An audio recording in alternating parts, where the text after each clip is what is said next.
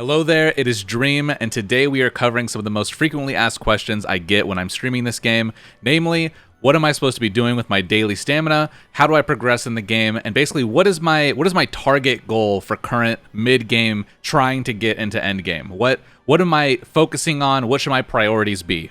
And so today we're going to get into all of that and more. So first of all, of course, if you guys have been playing this game at all, you already know about the Fool's Journey. The Fool's Journey is kind of a supplementary side character story to go along with the Spiral of Destiny. The Spiral of Destiny, of course, as long as you have keys, you can keep replaying, you can keep getting different story endings. That is all pretty self-explanatory as long as you just go in there and play it a few times.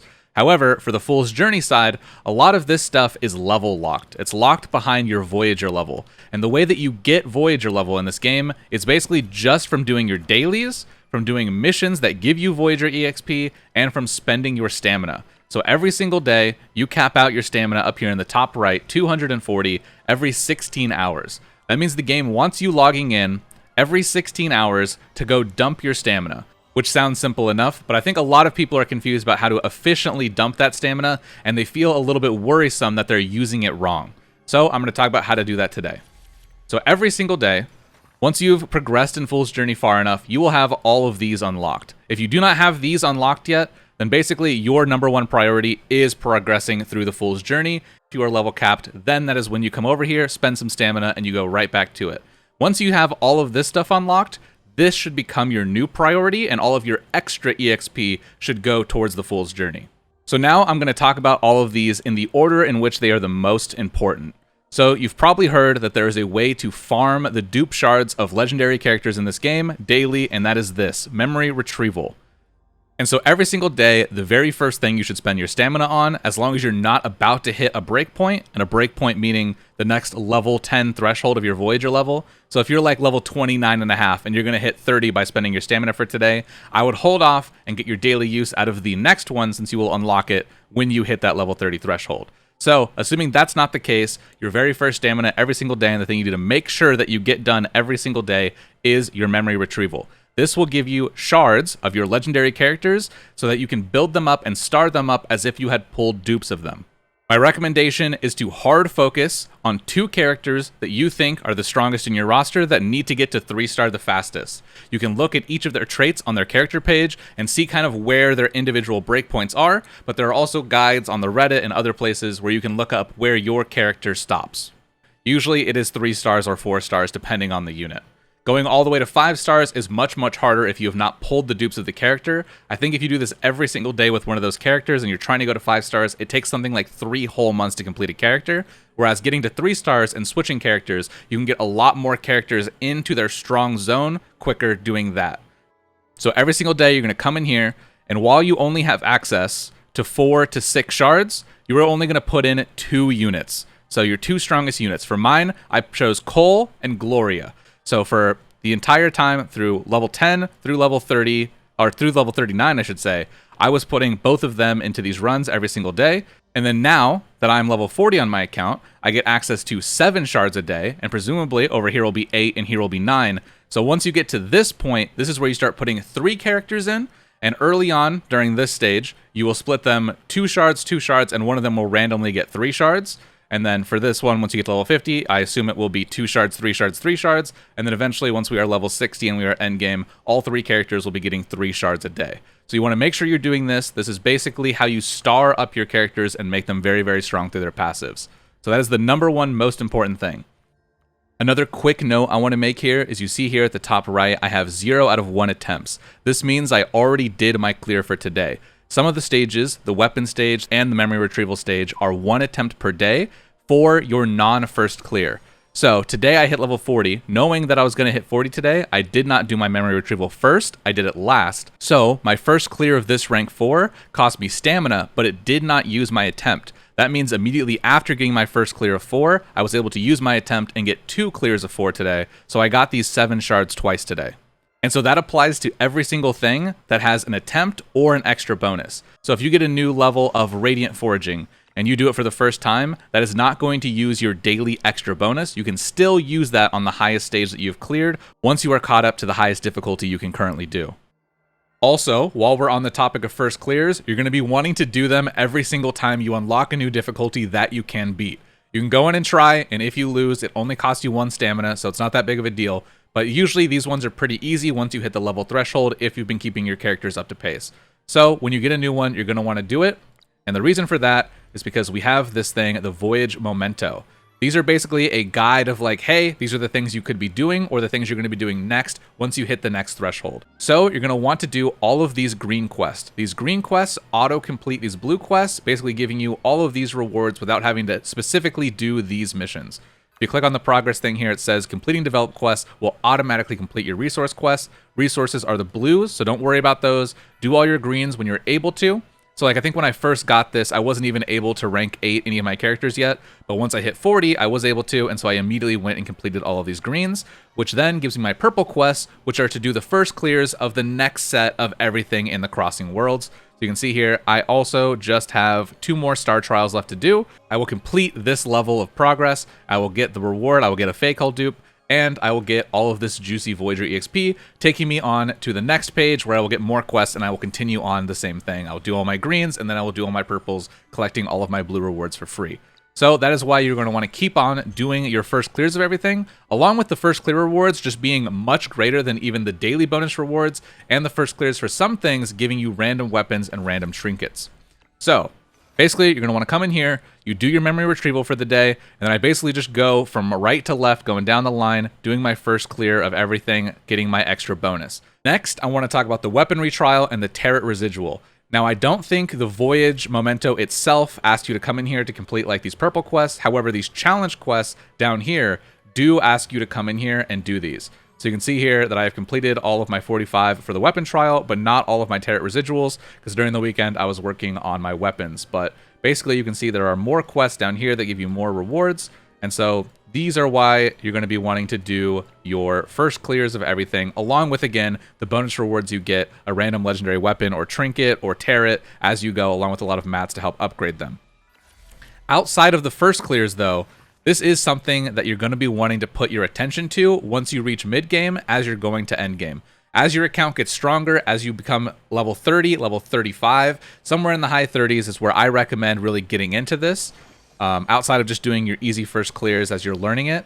But basically, you're going to want to progress in this as far as you possibly can.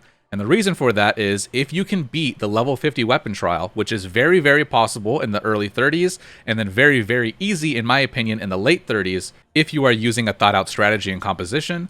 And this will, you see, the difference between 6 and 7, the chance to get random legendary weapons for your daily attempt every single day. So instead of only getting them from a first clear of something, this will give you your first access to being able to get these semi-daily. Hopefully, as we get further, the rates will go higher. You can see it goes from rare to possible once you clear level 55, and eventually once we clear 60, I assume this will become common, and then at 65, it will become frequent. So this is something that you're going to want to push your account towards. I know a lot of people are spending their time pushing Tower because it's a lot of fun and there's lots of really, really good bonus rewards in there. However, I definitely recommend spending your time pushing your weapon trials before you go in Tower and do that, as you will see more return on your investment for having done this early than you will have for having done your Tower early. I have personally, like I said, cleared all of these at rank 55 myself. Let's see, we go to my collection records. Yeah, so weapon trial 1, 2, and 3, I did this Sunday, all at level 55. I did them while I was in the high 30s. You can see here 39, 39, and 38. So they are definitely possible at the high 30s. A lot of these units aren't even legendaries. However, these were very, very tight clears, I will say. I followed a template that basically gave me my compositions and my idea for my battle strategy from another YouTuber named Narwhal. I will be linking their channel down below. They do some amazing clears, and if you're having trouble getting that blast push on 55, or you're already level 40 plus, you're trying to get that push into 60, I think they've already started uploading clears for that.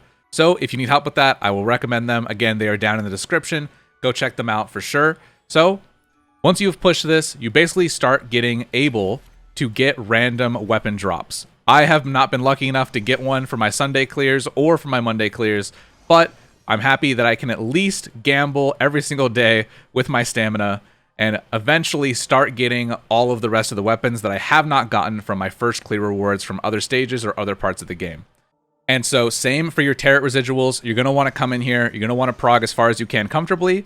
These don't really have boss mechanics so much as it is just going in and killing a bunch of mobs one at a time as they come at you. So you do kind of have to be strong enough or have a strategy that involves being able to tank a little bit or sacrifice like a guard with a Nana or something like that as you slowly whittle away at the bosses and kill them over time. So this is something you're going to want to do. It is much less cheesable, I would say, than the bosses themselves for the weapon trials. However, you should also be pushing this as you want to start getting your chance at getting your random legendary Terrat Whispers. Even, I think, as far back as, yeah, level 45, which isn't that hard, especially when you're in the high 30s. You're going to want to come in here, start doing this, start getting your extra bonus clear to try to start getting your random legendaries. And then the further you get, the more possible, and then probably down here that'll start becoming common. So the further you get, the more chance you'll have at getting them every single day with your extra bonus reward. So these are definitely the two things that are kind of like the goal for mid-game. Progging these two things as far as you can is definitely the best like bang for your effort you're going to get in the game during mid-game, because you will start being able to get your end-game outloads as quick as possible. The chances aren't that high at the stages at which you can clear during the mid-game. However, at least getting access to being able to get that chance is better than nothing. And then lastly, inside of the crossing worlds at least, we have our weekly rewards for tower. Now I think this is the thing that a lot of people are putting their extra time into pushing. And there's a reason for this that I don't think is that good of an idea unless you consistently have time to keep pushing hard floors while you're underleveled. And that is because this is based off of how far you get. So I think last week I only progged up to 6-5. I beat 6-5, and so it put me back down to floor 5 for this week, meaning that I only have to clear back up to floor 6 to get these rewards. Now, the further you got and the further up your reset is, the better these weekly rewards are going to be, but it's by like 5 and 10 at a time. So if you are not someone who's going to have time every single week to underlevel, figure out the mechanics to cheese, you know, all the way back up to 10 or all the way through floor 9 every single week, you probably don't want to take the time to first clear up to that, because then your new starting point will be somewhere up here. Whereas if you just take it easy and you know that you can clear something manageably without having to super cheese and super try hard for it, then every single week your re-clears are going to be much, much easier. However, if you're a hardcore player, then this is your tower, this is your zone, this is your haven. So if you enjoy that, go all for it. I know there's a lot of people in my guild that have already maxed out their clears for everything and then re-maxed them out this week. So if that's your thing, go grab your rewards, but do not feel pressured to climb as high as possible. Climb as high as you feel comfortable getting your weekly rewards every single week, and then maybe try dipping your toes into the harder stuff that gives you a challenge when you feel like it. But definitely, again, I think all of your try-hard effort should first go into the weapon trial and the Terrat residual, and once you have those down pat, then go spend your extra time in the tower, in my opinion. And then, of course, we have to talk about one of my favorite parts of the game, PvP. Now, if you are not a super big PvPer, you don't care about that kind of thing, that is perfectly okay. You should still come in here every single day and do your 5 hits. Even if you are only hitting the thing that is easy for you, which is usually a bot, I don't think you stop being able to fight bots until you hit the platinum rank.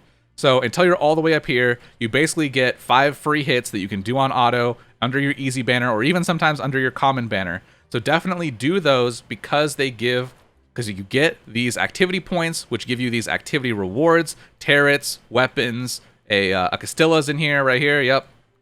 And a bunch of other mats, 15k dust, we love 15k dust. So you're going to want to come in here, regardless if you're a PvP or not, come in and at least do your hits to grab these rewards, along with, if you do this enough times, and once you get to Platinum, if you can start hitting actual other players and learning to do PvP, then you can push into Radiance, and you get an extra little seasonal reward of 1 extra Terrat Whisper than if you just sat in Platinum and did your hits in there, and then you also get some more dust, some more gold, and a little bit more Hope Luxite. So do not feel super pressured to like super try hard this. If that's not your thing, it doesn't have to be your thing, but definitely come in here and make it your thing to do your 5 hits every single day and collect all these free rewards. All right, and then the final thing I want to cover, you probably already know about, but just in case you don't, there is a bond system in this game where you basically become affectionate or friends with each of the characters. And this is a system you don't want to miss out on, because the higher you grow the bond, the more all stats you get for that character, along with at level 2 getting their character avatar for your profile picture if you would like to use them as that. You might already know that you can come in here in the bottom left and use your bond charm to basically auto hit level 2 on a character, and so you should probably be doing this for all of the legendaries that you're using as your mains. But on the right side here, you see this Spirit of Hearts. Every single day, you will get 500 inside of this gauge, and I believe it holds up to a week at a time, so 3,500 at a time. And basically, this gets multiplied, and when you hold it down, you feed all these bond points into this heart, and it is how I have Beryl at level 3. I've been feeding all of my Spirit of Hearts into her, so make sure you're coming in here at least once a week and doing this and filling up your characters. You can either start working on like a main, like I really love Beryl, so I'm going to try to get her to 5, but you can also just come down through here and you can start just getting every character that you do use, including SRs and rares, and just getting them to 2, so that way they have those extra 2 all stats. So just make sure you're coming in here daily, at the very least weekly, and grabbing those extra attribute points for each of your characters. And so I hope all of that gave you a much clearer picture of everything you should be doing, everything you should be focusing on. Don't be worried about spending your stam the wrong way. Once you have all your first clears, once you're capped out in your Fool's Journey, if both of those things have already happened, then feel free to just throw your stamina into Radiant Forge or rank up materials or talent materials, whatever you are close to pushing the next threshold on. If you're working on a weapon and it's setting at level 35 and you want to get to 40, dump all of your extra stim into that Radiant Forging. If you are trying to rank up a brand new character because you need it for your weapon trial prog, then go in there, grind out some Seeker medals, rank them up, all that kind of thing. Once you've done your first clears of everything, once you've done your first extra bonuses every day and your attempts every day, and you're caught up on your Fool's Journey, that is where you can spend your stamina on anything that you are going to use on that day, in that moment, and it is not a waste, so don't worry about that. And as always, thank you so much for watching. I have been Dream. Until next time, please stay safe, stay cute, much love, a boo, a yeah.